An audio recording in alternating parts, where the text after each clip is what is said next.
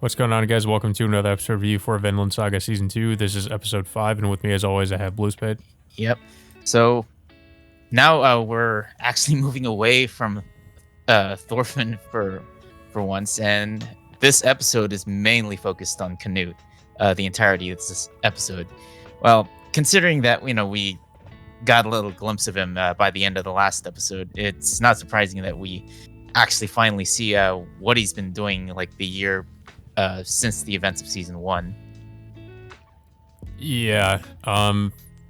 Basically, he's pretty much taken over. Has aspirations to become the next king of England. Ever since what happened at the end of season 1. Yeah. But of course, during his time to become the king, he's gotten plenty of opposition. One being is like I think one guy who was exiled from Normandy recently returned to name himself like I guess like a placeholder king of sorts. Called himself Ethelred. Pretty much wanted to take advantage of the power vacuum after Canute's father was killed by Askeladd in the last season. Yeah. And we see that when we catch up with Canute, we see that he's basically involved in a war with the current, I guess, the current king of England. And we kind of get a sense of what kind of character Canute has turned into in between season 1 and 2, where he is kind of much more ruthless, but he's also doesn't allow things like pillaging or taking spoils of war and stuff like that. He's not okay with that. We see that, of course, Floki is under his command. If we remember from season 1, I think that was also the case, that Floki was in a way like subservient to him or something. Yeah. And of course, we also see Thorkel for the first time since the season started, and of course he's also working with Canute, but he's also not happy over the fact that many of his battles that he's involved in get cut short because of Canute's decisions to, I guess, in a way, negotiate certain terms of how he wants to do things. Yeah.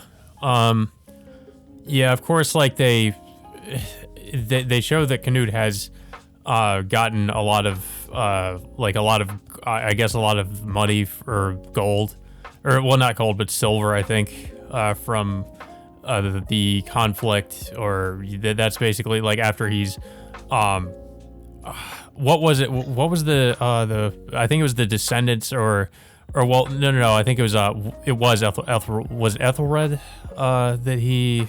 I think it was one of Ethelred's retainers who was negotiating in his place.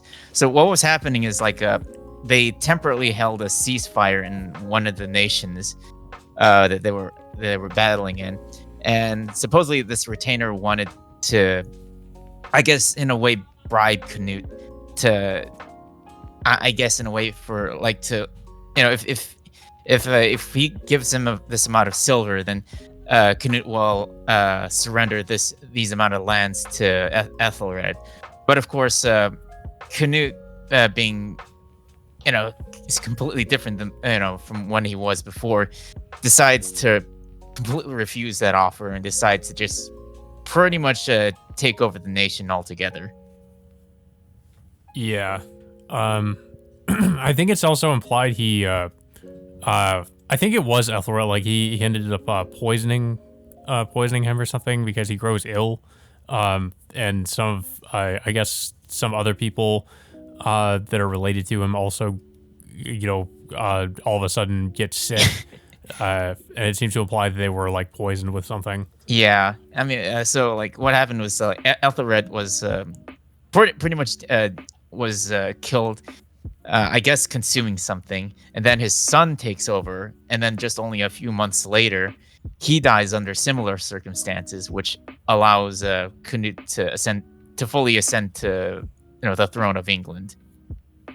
Yeah, so now he's pretty much become the king of England by eliminating the current king of England, and he's just taken over. They said that this lasted over the course of a year, I think.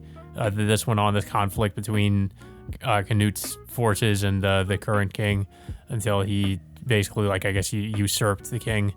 But yeah, that's pretty much this entire episode, is just kind of catching people up with what Canute has been doing and showing what kind of character he is now and what his ambitions are.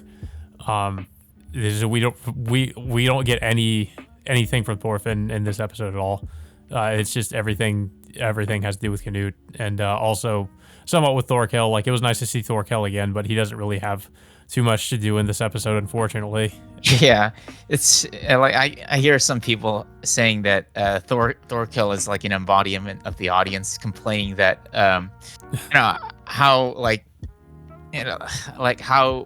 much lack of action there's been for the entirety of the season so far, and Thorkel being pretty much getting his hands tied by Canute from going into battle than what he normally does since the last season. Yeah, but I will say we will be seeing a little bit more of Thorkel, and I am looking forward to that. But unfortunately, just not really too much of him in this episode. But it was interesting to see how Canute had developed as a character in between season 1 and 2, and like what he is now compared to what he was before. Because if you remember how he was in season 1, he was a completely different person. And a lot of what happened to him, I think, in season 1 had turned him into who he is in this season.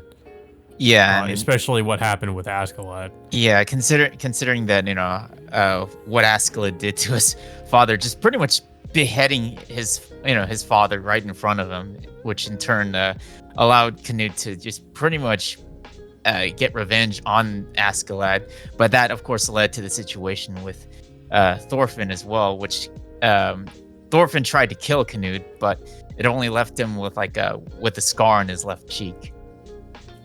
Yeah. But yeah, I thought this was a really good episode.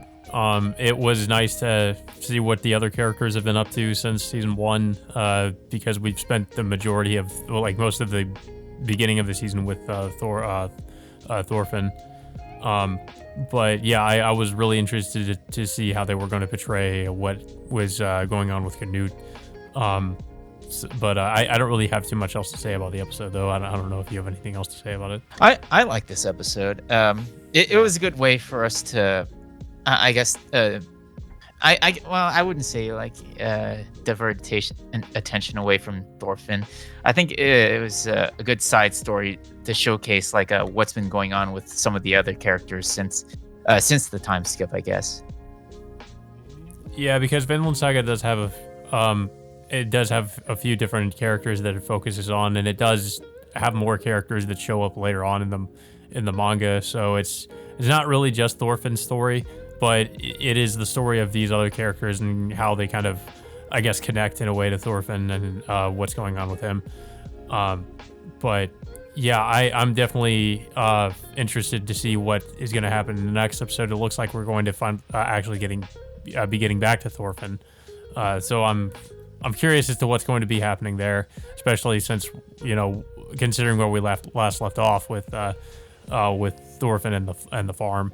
Yeah, and considering now that both Einar and Thorfinn are going to start developing their friendship or relationship of sorts, and pretty much with Thorfinn eventually trying to move on over his past failures since the first season.